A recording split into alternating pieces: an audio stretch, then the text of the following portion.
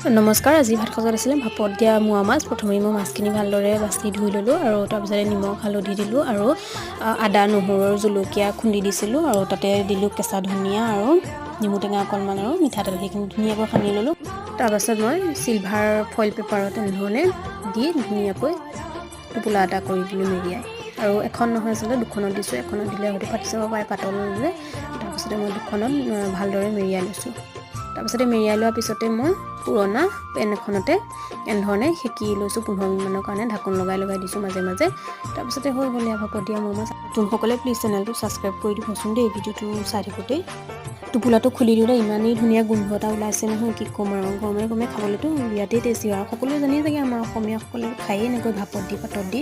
আৰু আজি ভাত খোৱা গৈছিলে ভাত, দাইল আৰু ওলকবি ভাজি আৰু মোৱা মাছ পাতত দিয়া আৰু কেইটামান মোৱা মাছ এনেকৈ ভাজিছিল, নেমু টেঙা মাছ আছিল।